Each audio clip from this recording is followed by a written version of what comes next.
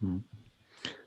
Bueno, pues nada, hablando de invenciones, también convendría, yo creo que, pues no sé, podemos aprovechar para desmontar algunos de los mitos que hay, en este caso sobre el tema de las vacunas, ¿no? Que vemos que se suceden las noticias cada vez con más rapidez y llegan muchas noticias y cuando llegan cosas importantes, pues suele haber también mucho ruido acompañando la señal y, hombre, a mí me preocupa un poco algunos comentarios que yo he percibido, ya no en ámbitos así un poco minoritarios, un poco radicales, de terraplanistas, antivacunas y tal, sino gente de mi entorno más cotidiano, en redes sociales e incluso personalmente he escuchado comentarios de gente con cierto recelo a eso de vacunarse, que si todavía no está bien probada, que si no sé qué.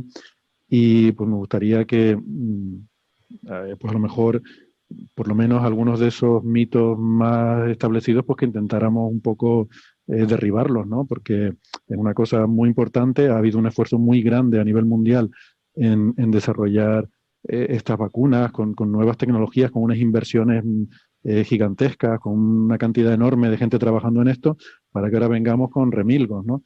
Entonces, yo, si quiere, a lo mejor Francis, que seguro que es quien más le apetece meterse en este tema. Yo lo que suelo resaltar con esto es decir, mira, una cosa, tú quédate con que los primeros que se van a poner la vacuna son los sanitarios, que son los que más entienden de estas cosas. O sea que vamos a ver, Yo creo que si me tienes en ascuas, me dijiste algo de un mail que me ibas a mandar y todavía no me has sí, no, enviado. es está muy conectado con todo esto. La importancia creciente, y bueno, creciente, tan importante que estamos viendo en este año, sobre todo se ha visto claramente este año, de la divulgación científica y el contexto de explicar bien, con conocimiento, pero también con empatía y de forma de llegar a la gente de lo que está pasando, de cómo funciona el método científico, cómo se desarrolla toda esta metodología, esta ciencia, estos desarrollos que estamos viendo y que hemos vivido, que ocurren día a día, semana a semana, con el caso de la pandemia, y cómo hay que también empezar a intentar poner una fuerte valla, digámoslo así, a estos pensamientos, falsas noticias, bulos, llamadlo como queráis, que muchas veces terminan haciendo demasiado ruido, nunca mejor dicho tampoco, también por el nombre de nuestro de podcast, que hacen que lo que de verdad sea lo importante no llegue a todo el mundo. Y esto de lo que vamos a hablar ahora es un ejemplo de ello. Yo creo que es un año, está siendo un año en el que la ciencia creo que ha ganado muchísima importancia y muchísimo peso en la sociedad, ¿no? A ver, una cosa, yo no doy la palabra. Aquí esto es una tertulia, todo el mundo puede intervenir cuando quiere, cuando le apetezca, ¿vale? O sea que siéntanse libres, por supuesto, creo que ya lo saben de sobra. Pero bueno, le preguntaba a Francis porque es el que más sigue de los que estamos aquí ahora mismo, todos estos desarrollos. Quizás, Sí, Francis, bueno, la primera sí. queja es lo de que ha sido muy apresurado. Si quieres, podemos empezar por ahí. Sí, bueno, una de las cuestiones clave del tema de las vacunas que muchas veces olvidamos, ¿no? Es que el gran problema de por qué desarrollar una vacuna tarda tanto tiempo es porque en general las vacunas se desarrollan en investigación en lugares públicos, con financiación pública. Toda la parte de I más D más I, por la parte de la I, la primera investigación, se suele realizar con fondos públicos por grupos relativamente pequeños y con mala financiación. Entonces, ese primer proceso de investigación, por un lado, de concebir cuál es la mejor manera de hacer la vacuna, de hacer los experimentos in vitro de que la vacuna aparentemente en cultivos celulares funciona correctamente, iniciar los primeros experimentos in vivo en animales, normalmente en ratones, que es lo que se suele hacer y esos ratones hay que de alguna manera humanizarlos para que respondan de manera adecuada a la vacuna. Todo es un proceso que se suele hacer en lugares públicos, con grupos de investigación relativamente pequeños. Estamos hablando, los mejores grupos pueden tener 20 personas. Un grupo normalmente tendrá del orden de 10 personas. Ese proceso suele tardar 5 años, 6 años. En los casos en los que ha tardado menos tiempo, ha tardado 4 años. ¿Qué pasa cuando eso lo hace una farmacéutica? Es que eso normalmente las farmacéuticas no lo hacen. ¿Por qué? Porque hay tantos grupos de investigación haciendo ese tipo de cosas que ofrecen, que buscan a las farmacéuticas para los ensayos en humanos. Los ensayos en humanos son muy complicados, muy caros. sea, un ensayo en humanos vale una barbaridad de dinero. Por un lado, porque hay que fabricar vacunas en exceso. Y fabricar la vacuna es muy complicado, muy fácil fabricar unas muestras ridículas para hacer ensayos in vitro en el laboratorio, pero fabricarlo de manera masiva requiere a una potencia de una farmacéutica. Entonces, normalmente los ensayos en humanos siempre los están liderados en un acuerdo entre la entidad de investigación pública y alguna gran farmacéutica. La farmacéutica desarrolla esos ensayos en humanos. Entonces, cuando empiezan los ensayos en humanos, ya han pasado esos 5 o 6 años de investigación en instituciones públicas mal financiadas, ¿no? O sea, cuando llega a la farmacéutica, el proceso más o menos mucho más rápido. Claro, cuando tuvo la fase 1, la fase 2, la fase 3, las secuencias en el tiempo, cuando para cada fase pues va yendo tranquilamente porque sabes que no hay una presión de tener que sacar el producto de manera automática para que sea evaluado por las agencias públicas y que sea rápidamente llevado al mercado, sino que no tienes una prisa excesiva. Muchas veces, por ejemplo, yo qué sé, una vacuna del ébola, pues no ocurre la vacuna del ébola porque tenemos una epidemia de ébola en Guinea, sino que pasada la epidemia de Guinea hay gente que se pone a investigar eso y saca lentamente ese tipo de vacunas. Entonces, en general, las vacunas han tardado siempre mucho tiempo, del orden de 10 años, 15 años. Las vacunas que menos tiempo han tardado del orden de 6 años, pero fundamentalmente porque gran parte de ese tiempo es un tiempo que ha sido mal financiado, con equipos de investigación muy pequeños y porque se ha hecho a ritmo lento. ¿Qué ha pasado este año con las vacunas? Pues este año lo que ha pasado con las vacunas es que las grandes farmacéuticas han dicho, perdonad, pero lo vamos a hacer nosotras. Porque nosotras, las grandes farmacéuticas, vamos a ganar dinero, porque sabemos que esta enfermedad va a estar con nosotros durante muchos años, décadas. Hasta que hayamos eliminado la COVID-19 de la Tierra, probablemente puede costar 15, 20 años. Entonces, eso lo saben las farmacéuticas y eso es muchísimo dinero. Entonces, las farmacéuticas han puesto sus equipos a trabajar en esto. Farmacéuticas como AstraZeneca han puesto equipos de más de 100 personas a trabajar en la vacuna. Cuando miras los artículos que están publicando con los primeros resultados, te encuentras cientos de investigadores. Tú dices, ¿pero cómo puede haber tantos investigadores? O sea, eso a nivel público es absolutamente inviable. Estaríamos hablando de farmacéuticas que han invertido miles de millones de euros o de dólares. Eso es absolutamente inviable en financiación pública. Es absolutamente inviable. Entonces, la primera vez que de verdad las farmacéuticas se ponen en serio a fabricar vacunas, pues claro que las fabrican en menos de un año.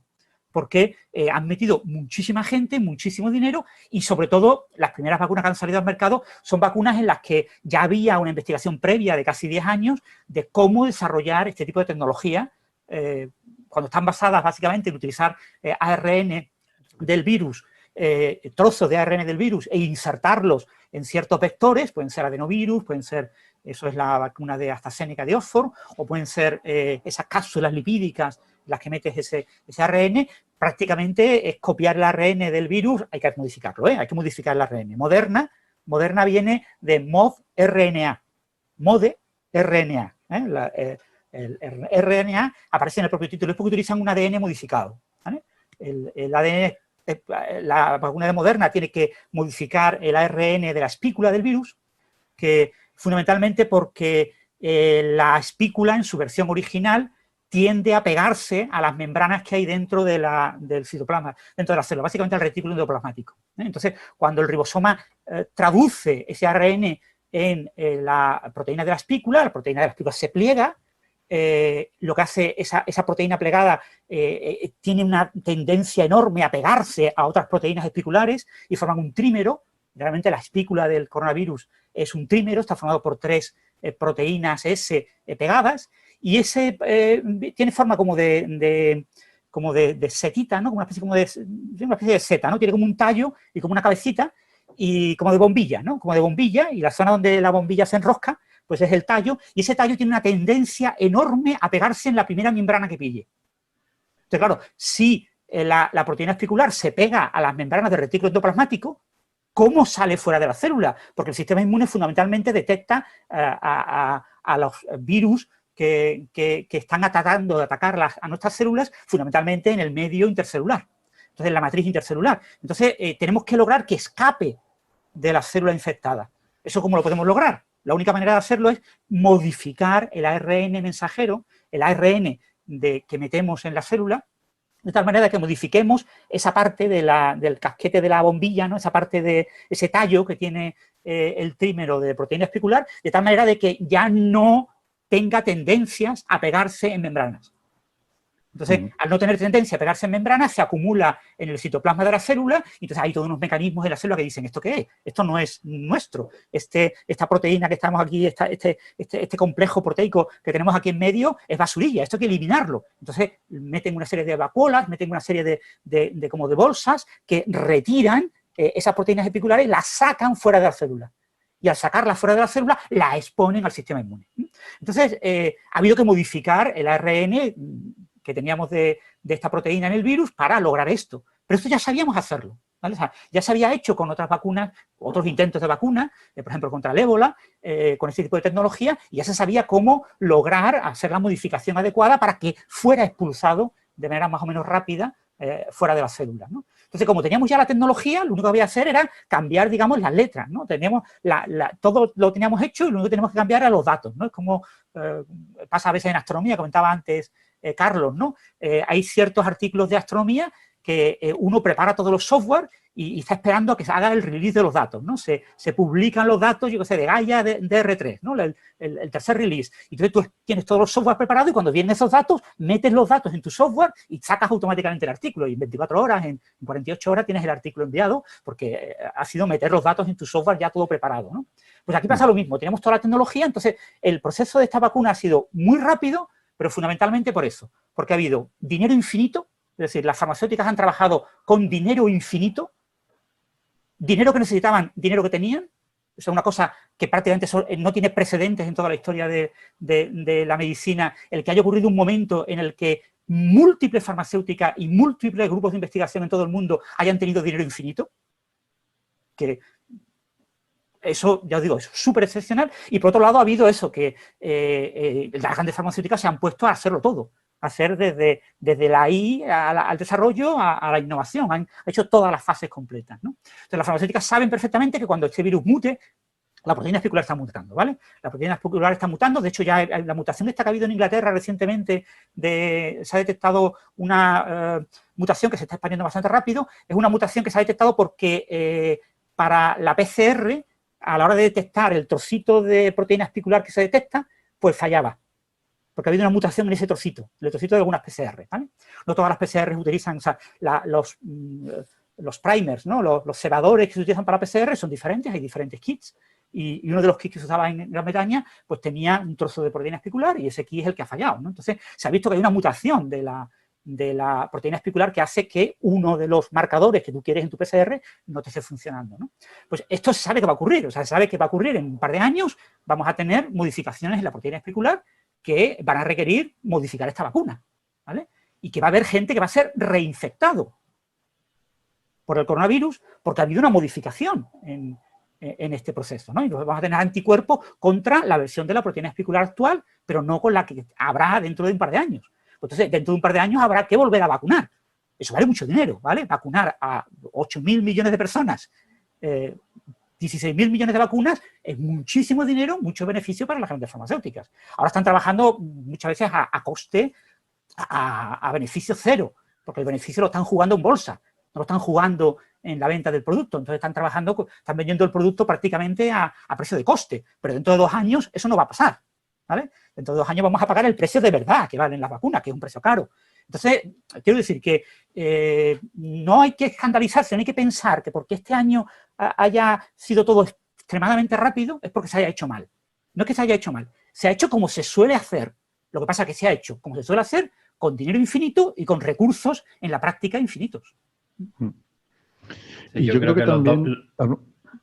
Solo, es que quería preguntar una cosa a Francis.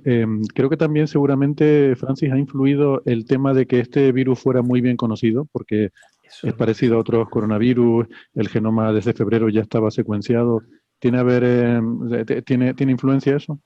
Hombre, la secuenciación ha sido muy rápida, ¿no? Fue en enero, como el 10 de enero fue cuando se secuenció. Y, bueno, aquí hay muchas ventajas, ¿no? Pero tampoco estaba tan estudiado. Quiero deciros, los coronavirus eran un tema que estudiaba alguna gente. En España tenemos la suerte de que teníamos a uno de los grandes expertos mundiales en coronavirus, que era en Juanes, ¿no? Pero Esa suerte no la tienen otra gente. O sea, hay países como Francia donde no hay expertos en coronavirus de renombre mundial. El SARS ya había sido muy estudiado, entonces claro, ya pero por eso. quien lo había estudiado. Te quiero decir, el SARS fue una enfermedad que es una enfermedad por un coronavirus parecido a este, parecido del orden del 60%, ¿vale? Como el 60% del código genético es parecido, lo que pasa es que la estructura del ARN es muy parecida, pues son virus muy parecidos, ¿no? Son virus que se separaron hace como 40 años de un ancestro común, o sea que, pero comparten una estructura muy parecida. El MERS igual, ahora mismo el interés estaba en MERS. El SARS fue erradicado, ¿no? El SARS fue completamente erradicado, surgió como en noviembre en humanos, el SARS como en noviembre de 2002 y como aproximadamente en abril de 2003 fue el último enfermo y ya no ha vuelto a haber ningún enfermo de SARS, ¿vale? Y el SARS se conservan algunas copias del virus que se han utilizado a nivel experimental, por supuesto se conoce el ARN completo y se puede reproducir, ¿no? Pero podemos reproducir, no es fácil, no es trivial, pero se sabe hacer, ¿no? Y podemos construir lo que se llaman partículas viroides, o sea, partículas virales en las que tenemos el ARN de por ejemplo, el SARS-CoV, ese coronavirus, pero le quitamos algunas cosas, le quitamos algunas proteínas que replican, le quitamos algunas cosas y podemos utilizarlo para nuestros experimentos, ¿no? Y eso se ha utilizado mucho. Pero no había tanto conocimiento, ¿vale? O sea, se ha aprendido más de los coronavirus este año que lo que se ha aprendido en los últimos 20 años. Claro. O sea, ha sido todo muy exagerado, pero por supuesto ha sido clave tener el ARN. O sea, tener el ARN el día 10 y que como el día 15 ya fuera público, que personas como yo ya pudiéramos coger ese ARN y presentárselo a nuestros alumnos. Que yo, de las primeras cosas que hice este año en la asignatura de bioinformática que imparto, fue enseñarle el ARN del coronavirus a los alumnos, ¿no? Y cuando todavía no había un interés especial en España por el tema, era una cosa que estaba ahí en Italia y que podía venir o no, y que había algún caso muy excepcional, pero bueno, una cosa que la tenías ahí, lo podías usar, ¿no? Entonces eso ha sido una gran ventaja para las grandes farmacéuticas, que eso ya estaba hecho, ¿no? Pero aún así es porque ya tenían todo muy perfectamente definido, ¿no? La manera mejor de hacer vacunas contra el coronavirus es, obviamente, el desactivar el coronavirus. Coger el coronavirus y hacer una versión que replique mucho peor, ¿no? Pero que sea un coronavirus que infecte muy parecido. O sea, que sea un coronavirus que infecte la célula de manera muy parecida, que desde el punto de vista externo sea prácticamente idéntico al coronavirus. Y eso sabemos hacerlo, pero eso cuesta mucho trabajo. Y eso se ha hecho en China. Son los únicos que se han atrevido a hacer este tipo de desactivación del coronavirus, y eso se sabe hacer, pero no es una cosa tan rápida. Ha costado cerca de un año el lograrlo. Ya se ha logrado, ya se están haciendo las pruebas in vitro y en animales, y probablemente para finales del año que viene tengamos una vacuna de las FETEN, de las buenas, de las que prácticamente el virus que se utiliza en la vacuna es prácticamente, desde el punto de vista externo, idéntico al coronavirus que está infectando, ¿no? Entonces lo que entrena muchísimo mejor al sistema inmune, porque lo entrena de todas las proteínas y de todo en las circunstancias concretas en las que se va a encontrar, ¿no? Pero ese tipo de vacunas sí cuesta mucho más trabajo hacerlas, ¿no? O sea, y por eso entonces va mucho más despacio. Pero las vacunas estas de meter una proteína del coronavirus, meterla en un vector y llevarla a la célula, son vacunas que se pueden desarrollar muy, muy rápido. Lo que no significa que en ningún momento, a nivel de seguridad, a nivel de prueba, se hayan hecho las cosas mal. Todo lo contrario, se han hecho como había que hacerlas, ¿no? Ángel, creo que tenías alguna pregunta, ¿no? No, simplemente era enfatizar lo que estaba comentando Francis con respecto a que había cierto que no parezca que lo de desarrollar la vacuna, estudiar en este coronavirus ha sido cuestión de este año, que había ya cierto conocimiento previo, ciertos grupos de investigación estudiando coronavirus, y ya es que lo ha dicho, lo ha comentado él después, así que ya tampoco estoy solamente repitiendo. Y entonces, incluso según tengo entendido, y había ya alguna vacuna la primera fase, la fase 1 de las vacunas de coronavirus anteriores que se estaban ya empezando a probar. Entonces, que no estamos partiendo de cero, digamos, en marzo o en febrero. No estamos partiendo de cero, ¿no? Se ha invertido una ingente cantidad de dinero que nunca jamás se ha invertido en un desarrollo de este tipo, médico de este tipo, y además pues teníamos un cierto conocimiento previo que ha sido fundamental. Tener el ARN tan pronto, del bicho tan pronto ha sido, vamos, también crítico en todo esto. Sí, en ese punto hay que destacar el tema de la vacuna rusa. ¿Sabéis? La vacuna rusa del Instituto Gamaleya, ellos desarrollaron una vacuna para MERS. Y ellos ya tenían prácticamente la vacuna hecha para MERS. O sea, la vacuna para MERS iba a empezar los ensayos en humanos, pues creo que fue a finales de 2019 o así, cuando iban a empezar y se iban a desarrollar durante el año 2020. ¿Qué pasa? Que, por supuesto, cuando vino el tema del nuevo coronavirus, se paralizó completamente esos ensayos en MERS y se pasó a aplicar la misma tecnología a un virus muy parecido como el SARS-CoV-2 y a hacer los ensayos ya directamente en humanos con el nuevo coronavirus, ¿no? Pero claro, eso es un conocimiento previo que se tenía. En el caso español, Luis Enjuanes también había trabajado en la vacuna de MERS. También estaba en un proceso previo. Entonces, lo que ha hecho ha sido, claro, Luis Enjuanes, estamos hablando de una persona que está jubilada, ¿vale? O sea, es profesor de investigación en el CSIC, pero es una persona jubilada. Entonces, está cobrando sueldo de jubilado. Y entonces, pero lidera el grupo y tiene mucho prestigio y ha colaborado con la gente de Wuhan, que trabaja allí en el Instituto de Virología de Wuhan. Él colabora habitualmente con investigadores de allí en coronavirus, ¿no? Es uno de los grandes expertos mundiales en coronavirus. De hecho, uno de los libros de texto clásicos de coronavirus es uno de los editores, ¿no? Porque es un libro en colaboración de muchos autores, ¿no? Entonces, sí es verdad lo que dice Ángel, aquí hay un conocimiento previo y por eso se han acelerado muchas cosas. Pero que no hay que desconfiar en eso. La seguridad ha sido un elemento clave. Y hay un punto clave también que debemos de destacar del tema de las vacunas. Muchos medicamentos, la seguridad es algo que se ve rápido con el medicamento, ¿vale? O sea, los efectos secundarios de los medicamentos no es una cosa que ocurren. Claro, cuando tú tienes un medicamento y tienes que tomar una pastilla cada semana, pues claro, si el tratamiento son 10 semanas, pues hasta que pasen las 10 semanas, pues hay que ver los efectos que tienes. Pero la vacuna es una cosa que te das una dosis. Te pinchan, te ponen la vacuna y ya la tienes. O sea, entonces los efectos secundarios asociados a la vacuna son efectos que ocurren normalmente pues en el primer mes.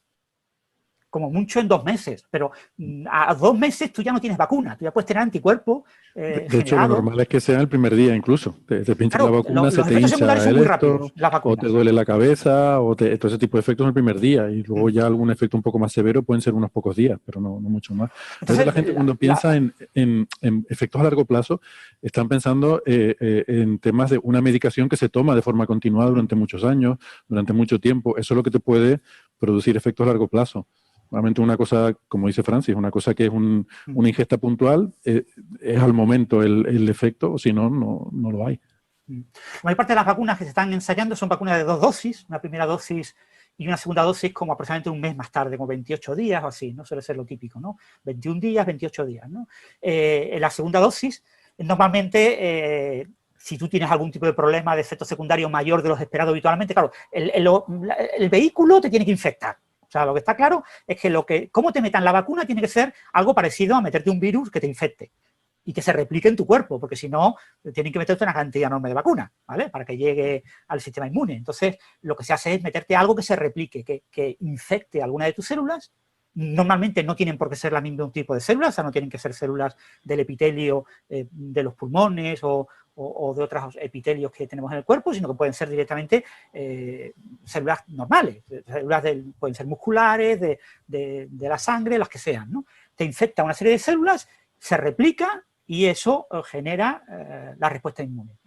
Entonces, pero claro, eso es una cosa que te ocurre por los primeros días, ¿vale? O sea, el proceso de replicación tarda unos ciertos días, ya el sistema inmune responde, lo controla, como te han metido una dosis finita, una cierta cantidad, muchas veces relativamente pequeña, pues al final, en pocos días, tú prácticamente ya no tienes vacuna en el cuerpo. O sea, tu cuerpo pues, está generando anticuerpos, está generando una respuesta inmune, pero la vacuna no es una cosa que dure en tu cuerpo meses, ¿no? O sea, no da casi nada. Entonces, si tienes efectos secundarios graves, como ha ocurrido ahora con el tema de las alergias, ¿no? Las personas que tienen anafilaxis, que es una alergia muy fuerte, pues son alérgicos a una de las sustancias que se utiliza para vehicular la vacuna, no al ARN, sino a una sustancia que se llama PEG, que es una de las sustancias que utilizan y que se puede sustituir, ¿vale? Que se puede sustituir, que sabemos sustituirla y que probablemente se va a sustituir en los próximos, pero claro, hay que hacerlo, ¿vale? O sea, que cuando tú desarrollas un sistema de fabricación de vacunas y has fabricado ya no sé cuántos millones de dosis, ahora si tienes que hacer un cambio, pues tienes que hacerlo y tienes que volver a fabricar. Pero se va a hacer con toda seguridad y acabarán los alérgicos pudiendo vacunarse también. Estas personas especialmente alérgicas, que no estamos hablando de un alérgico, yo soy alérgico, pero a mí no me da ningún tipo de miedo, no va a haber ningún problema. Yo no soy uno de esos casos excepcionales en los que voy a tener una respuesta. Recordemos dos cosas, ¿no? Para la gente a la que le preocupan estas reacciones alérgicas, que hay gente que se puede prácticamente morir con los frutos secos. Sí. ¿Vale? Y eso no quiere decir ni que los frutos secos sean peligrosos, ni que tengas que tener cuidado, que si comes frutos secos mucho tiempo te vas... No, hay personas que tienen una reacción a eso. Pues con esto es lo mismo. Hay un pequeñísimo porcentaje de personas que sufren esas reacciones, para eso se hacen estas pruebas masivas, ¿no? Y luego, que sobre todo eso, que una vacuna lo que hace es entrenar a tu sistema inmunitario. Es decir, la vacuna no es algo que tú tengas que tener en tu cuerpo siempre, creo que Francis lo ha explicado muy bien, no es para que tú lo tengas siempre y mientras lo tengas estás protegido, sino la tienes durante un cierto tiempo, durante el cual tu sistema inmunitario reconoce ese enemigo, ya una vez que tu sistema inmunitario reconoce el enemigo, pues ya está, no es necesario que continúe más en tu cuerpo ese agente externo y de hecho desaparece en cuestión de días, de semanas, ¿no? Así que no tiene un efecto a largo plazo, el único efecto a largo plazo es la memoria de tu sistema inmunitario, cuánto le dure el recuerdo de acordarse de cómo se producían esos anticuerpos cuando te vuelva a llegar el virus, ¿no? Que esa es un poco otra de las preguntas que hay, siempre se ha dicho la duda de cuánto será el tiempo que dure la inmunidad, que hay gente que dice, no, igual no es eficaz porque va a durar poco la inmunidad. Bueno, ya estamos viendo en las pruebas que en los 4 meses que llevamos de fase 3 en las vacunas más avanzadas, se ha mantenido el nivel de inmunidad prácticamente en ese 90 y pico % intacto, con lo cual eso nos da que pensar que va a durar años, porque no va a caer repentinamente del 90% a cero. O sea, recordemos que hasta un nivel de 65% prácticamente se considera eficaz. Entonces, para llegar extrapolando, ¿no?, al ritmo al que va bajando de ese 90 al 65% tardaría varios años. O sea, que es esperable con lo que ya sabemos. Sabemos seguro que la eficacia se mantiene muy alta durante 4 meses, seguro, porque eso ya se ha visto, y es esperable que más de un año en estas vacunas, por lo menos que llevan estas dos, la de Oxford, AstraZeneca y la de Pfizer, que son las que llevan la delantera, ya se ha visto eso. O sea, que ese mito también lo podemos desmentir, sí, ¿no? Y por cierto, había la duda, ¿no?, del tema de la inmunidad incluso natural, ¿no?, traspasar la enfermedad, de cuánto tiempo puede durar. Se han hecho estudios, este año se han publicado estudios sobre personas que pasaron el SARS, ¿vale?, que pasaron el SARS a principios de los primeros meses de 2003, ¿no?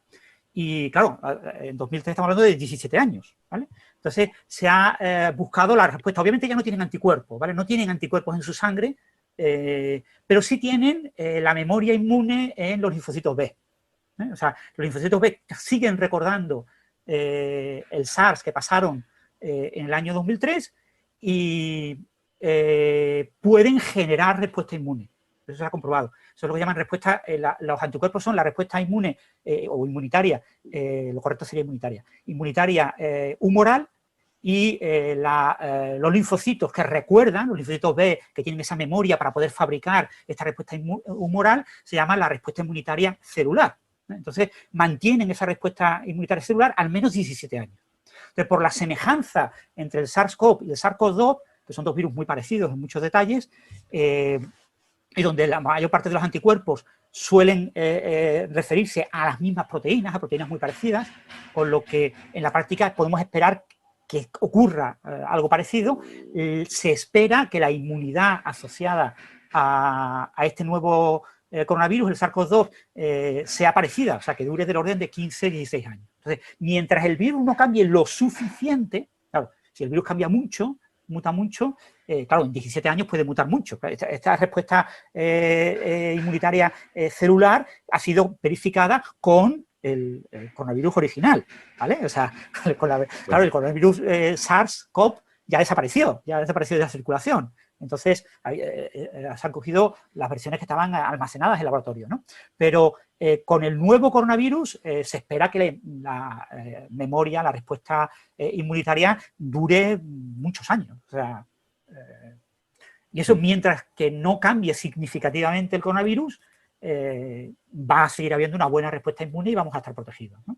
Lo que eso sí hay que recordar es eso, que es de esperar que cambie, ¿vale? Mientras siga en circulación va a haber mutaciones, va a haber cambios, y aunque este coronavirus muta muy poco, y las partes más relevantes, que son las proteínas de membrana, son las que menos mutan en el coronavirus. Mutan sobre todo las partes más relevantes, por ejemplo, el dominio de unión con el receptor que se une a la proteína, al receptor AC2 en nuestras células, pues eso cambia muy poquito, pero cambia, ¿vale? O sea, aunque cambie muy poquito, cambia, ¿no? Y bueno, de aquí a 3, 4 años es de esperar que haya cambios importantes que hagan que el que esté inmunizado por haber pasado la enfermedad o por haber recibido la vacuna, quizás necesite volverse a inmunizar con una nueva vacuna para evitar volver a coger la enfermedad. Bueno, muy bien. También, pues una cosa que, volviendo un poco al tema... Perdona, ¿es un comentario rápido? O si sí. no, lo pasamos por después de la pausa. Vale, venga, sí, rápido, adelante. Más que nada decir que no es la primera vez que estamos en esta situación, aunque es una enfermedad fue una enfermedad con una expansión espacial más menor. En el caso de la gripe porcina, el tiempo de desarrollo de la vacuna es muy parecido al del coronavirus. Estamos hablando de menos de un año, básicamente. Creo que entre los primeros estudios de fase 1 y la implantación total, creo que pasaron del orden de 9 meses, una cosa así. O sea, que no es cuando efectivamente los recursos son muy grandes y hay mucho músculo industrial detrás, como era el caso de la gripe porcina, que fue sobre todo relevante en Estados Unidos, donde fue uno de los países más afectados. Cuando tú pones los recursos y a la gente detrás, puedes desarrollar vacunas en estos plazos. Y no fue una vacuna más peligrosa o con más efectos secundarios que cualquier otra vacuna de las que nos ponemos todos los años.